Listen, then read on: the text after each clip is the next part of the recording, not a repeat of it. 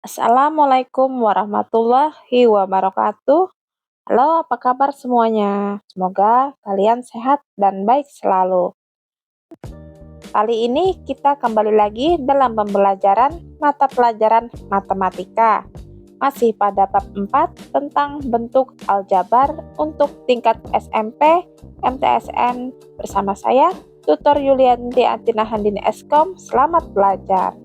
Memasuki subbab sifat-sifat dan operasi aljabar, melalui eksplorasi berikut, kalian akan mempelajari mengenai sifat-sifat dan operasi aljabar untuk mengubah berbagai bentuk aljabar ke bentuk aljabar yang ekuivalen atau nilai yang sama, sesuai dengan tujuan pengubahan bentuk tersebut.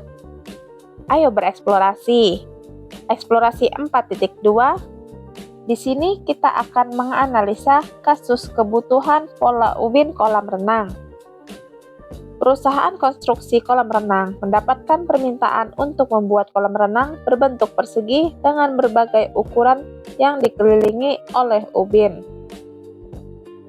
Salah satu komponen biaya yang perlu dihitung pastinya termasuk banyak ubin yang akan digunakan dalam pembuatan kolam renang tersebut.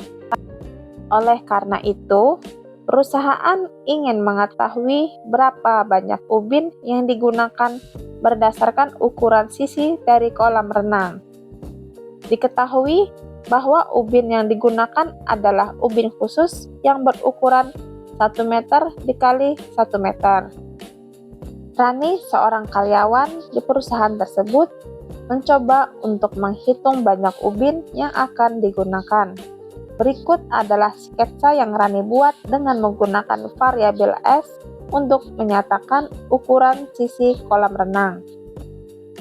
Diperhatikan dari gambar sketsa Rani, sebuah kolam berbentuk persegi 4. Dengan pojok kolam dipasang ubin berjumlah 4 dan sisi-sisi berjumlah 4. Bagaimana bentuk aljabar? Dari banyak ubin yang dapat dibentuk dari sketsa Rani, tulislah bentuk aljabar dari luas kolam renang tersebut. Diketahui kolam renang memiliki 4 sisi dan 4 ubin.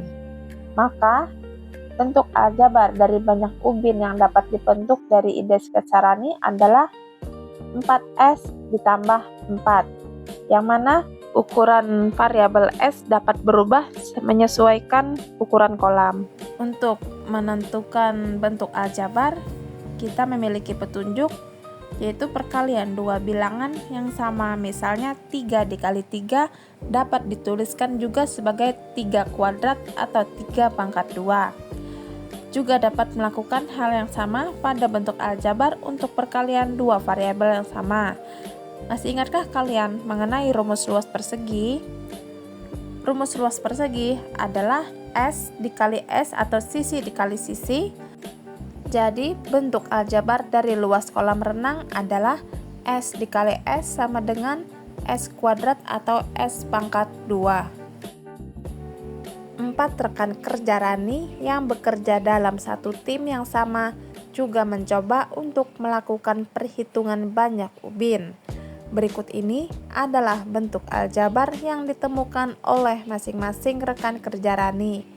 Variabel N menyatakan banyak ubin dan variabel S menyatakan ukuran sisi kolam renang. Buatlah sketsa dari masing-masing ide dari keempat rekan Rani tersebut. Untuk bentuk aljabar dari Joko, di sini dinyatakan dalam bentuk N sama dengan 4 di dalam kurung S ditambah 1, yang mana artinya S ditambah 1 adalah sisi ditambah 1 ubin dikali 4. Jadi sisi ditambah 1 ubin, sisi ditambah 1 ubin, sisi ditambah 1 ubin, sisi ditambah 1 ubin. Maka sketsanya akan menjadi seperti ini. Usulan dari Wisnu, bentuk aljabarnya adalah N sama dengan S ditambah S ditambah S ditambah S ditambah 4 ubin. maka bentuk sketsanya adalah seperti ini. Untuk usulan Rizka, dengan bentuk aljabarnya N sama dengan 4 di dalam kurung S ditambah 2, yang artinya S ditambah 2 ubin dikali 4. Maka bentuk sketsanya adalah seperti ini. Dan usulan dari Ayu, bentuk aljabarnya adalah N sama dengan 2 dalam kurung S ditambah 2 ditambah 2S, yang artinya adalah sisi ditambah 2 ubin ada 2 ditambah 2 sisi, yang mana sketsanya adalah sebagai berikut. Jadi dari 4 usulan sketsa dari teman-temannya Rani, yang ekuivalen dengan sketsa Rani adalah milik Joko, Wisnu, dan Ayu. Di sini dikumpulkan bentuk aljabar milik Rani, Joko, Wisnu, dan Ayu. Jika ukuran sisi dari kolam renang yang akan dibuat adalah 10 meter, maka hitunglah berapa banyak ubin yang diperlukan, hitunglah luas kolam renangnya. Pertama-tama kita akan menghitung jumlah banyak ubin menggunakan bentuk aljabar milik Rani. N sama dengan 4 dikali S-nya adalah 10 ditambah 4, maka hasilnya adalah 40 ditambah 4 sama dengan 44. Bentuk aljabar dari Joko, N sama dengan 4 dalam kurung S-nya adalah 10, jadi 10 ditambah 1, maka hasilnya adalah 4 dikali 11 sama dengan 44. Menggunakan bentuk aljabar dari Wisnu adalah N sama dengan 10 ditambah 10 ditambah 10 ditambah 10 ditambah 4. Hasilnya adalah 40 ditambah 4 sama dengan 44. Menggunakan bentuk aljabar Ayu, maka 2 di dalam kurung 10 ditambah 2 ditambah 2 dikali 10 sama dengan 24 ditambah 20, maka hasilnya adalah 44.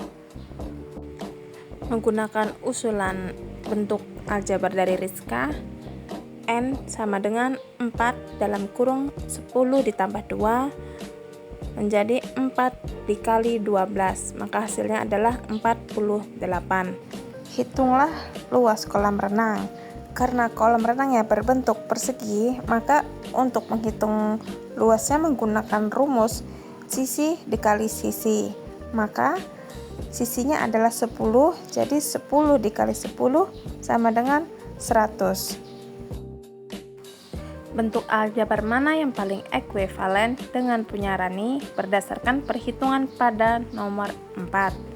Hasil dari perhitungan kebutuhan jumlah ubin milik Rani adalah 44 ubin, yang mana yang sesuai atau ekuivalen dengan punya Rani adalah milik Joko, Wisnu, dan Ayu. Melalui eksplorasi 4.2, kalian telah melihat bahwa ada banyak cara untuk menuliskan bentuk aljabar untuk menyatakan konteks yang sama.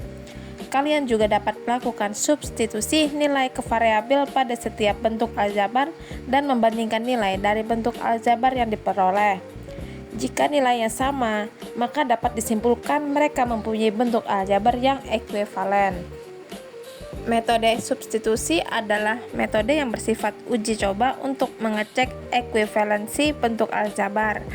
Jadi, bagaimana kalian dapat mengetahui dengan persis bahwa suatu bentuk aljabar mempunyai bentuk yang ekuivalen dengan bentuk aljabar lainnya? Untuk menjawab pertanyaan ini, kita perlu mempelajari sifat-sifat dan operasi aljabar. Pada eksplorasi 4.2, bentuk-bentuk aljabar berikut ini adalah bentuk aljabar yang ekuivalen satu dengan yang lainnya untuk menyatakan konteks banyak ubin meskipun mempunyai bentuk aljabar yang berbeda-beda. Bentuk aljabar juga mempunyai sifat-sifat dan operasi yang sama dengan sifat-sifat dan operasi bilangan. Salah satu sifat yang penting adalah sifat distributif. Sifat distributif memiliki aturan berikut ini.